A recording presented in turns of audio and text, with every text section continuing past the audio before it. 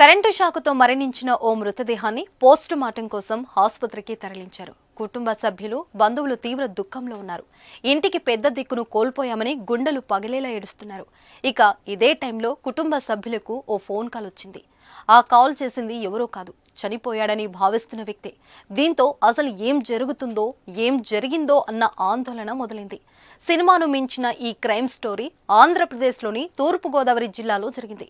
మూవీని తలపించే ఈ క్రైమ్ స్టోరీ గురించి ఇప్పుడు తెలుసుకుందాం. గజం కేవలం 23,000 రూపాయలతో 165 గజాల భూమి కేవలం 38 లక్షలు మాత్రమే. కరెంటు షాకుతో చనిపోయిన ఓ వ్యక్తి మృతదేహాన్ని పోస్ట్ మార్టం కోసం ఆసుపత్రికి తరలించారు. ఈ క్రమంలోనే కుటుంబ సభ్యులకు ఓ ఫోన్ కాల్ వచ్చింది. ఆ ఫోన్ చేసింది ఎవరో కాదు, చనిపోయాడని భావిస్తున్న కేతమల్ల పూసయ్య. దీంతో ఏం జరుగుతుందో తెలియక ఫ్యామిలీతో పాటుగా కుటుంబ సభ్యులు షాక్కి గురయ్యారు. ఈ విషయం తెలియడంతో పూసయ్య చెప్పిన అడ్రస్కు హుటాహుటిన బయలుదేరారు ఫ్యామిలీ మెంబర్స్.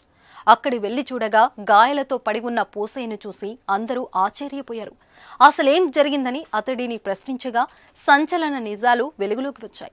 ఇంతకు అసలేం జరిగిందంటే, ఆంధ్రప్రదేశ్లోని తూర్పు గోదావరి జిల్లా రంగపేట మండలం వీరంపాలెంలో ధాన్యం వ్యాపారి కేతమల్ల పూసయ్య పొలంలో విద్యుత్ ట్రాన్స్ఫారం దగ్గర సగం కాలిపోయిన శవం ఉండటాన్ని సమీప రైతులు గుర్తించారు. శవం దగ్గర పూసయ్య చెప్పులు ఉండటంతో అతడే చనిపోయాడని కుటుంబ సభ్యులు భావించారు.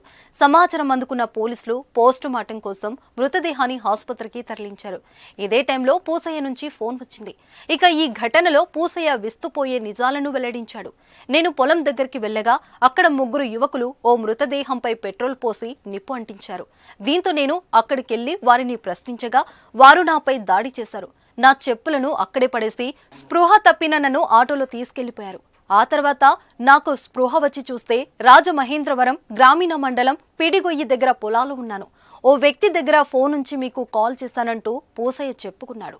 దీంతో అందరూ షాక్ అయ్యారు. ఈ ఘటనపై కేసు నమోదు చేసుకున్న పోలీసులు దర్యాప్తు చేస్తున్నారు. ఇదిలా ఉండగా ఈ సంచలన కేసులో 3 ప్రశ్నలు ఇప్పుడు మిస్టరీగా మారాయి. పూసయ్య పొలంలో హత్యకు గురైంది ఎవరు? ఆ 3 హంతకులు ఎవరు?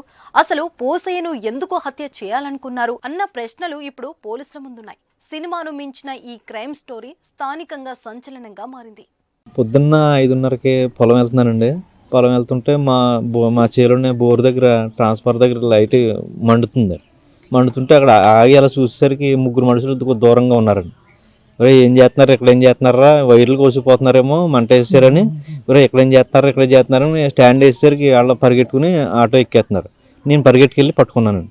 పట్టుకుంటే వాళ్ళ 3 ఉన్నారండి. 3 లోపల లాగి గట్టి కొట్టారండి. కొట్టేసి బాటిల్ ఇచ్చుకుని నెత్తి మీద బాగా గట్టి కొట్టేసరికి నాకు స్పృహ లేదండి. ఇంకా పడుకుండిపోతే వాళ్ళు తీసుకొచ్చి ఇక్కడ పిడింగోయి దగ్గర అగ్రిగోల్డ్ స్థలాల్లో అక్కడ వదిలేశారండి. వదిలేస్తే నాకు 11, 12 ఆ టైంలో మెలకు వచ్చిందండి. ఫోన్ చేసి మా ఊళ్ళకి ఇన్ఫార్మ్ చేసేసరికి మా ఊళ్ళు వచ్చి హాస్పిటల్ తీసుకెళ్లారు. అది బాడీ ఉందటండి. అక్కడ బాడీ విజయ్ కుమార్, ఎస్ఐ, రంగంపేట బీరుమోడి తోటలో ఉన్న ట్రాన్స్ఫార్మర్ దగ్గర కాలిన స్థితిలో సుమారు 30-35 సంవత్సరాల్లో ఉన్న మగ శవం పడి ఉండడం గమనించి ఆ ఊరు గ్రామస్తులు ఆ పొలానికి చెందిన కేతమల్ల వెంకటేశ్వరరావు అలియాస్ పూసయ్య అతని యొక్క ఫోను, బండి, అతని యొక్క చెప్పులు అక్కడ ఉండడం వల్ల అతనే అని భావించారు. దీని మీద అనుమానాస్పద స్థితిలో ఉన్న శవం చూసి విలేజ్ అందరూ కూడా అతను చనిపోయి ఉంటాడని భావించారు ముందుగా. తర్వాత దీని మీద ఆ గ్రామ విఆర్ఓ గారైన రిపోర్టు తీసుకొని దాని మీద అనుమానాస్పద స్థితిగా మృతిగా కేసు రిజిస్టర్ చేయడం జరిగింది. దర్యాప్తులో భాగంగా చనిపోయిన వ్యక్తి ఎవరనేది తెలియాల్సి ఉంది. విలేజ్ భావించిన వ్యక్తి మధ్యాహ్నం సుమారు 1:30 టైంలో ఫోన్ చేసి బంధువులకి నేను ఉన్నాను రాజమండ్రిలో అని చెప్పి తెలియజేయడం ద్వారా ఆ వ్యక్తి బతుకున్నాడని భావించి అతను తీసుకురావడం జరిగింది.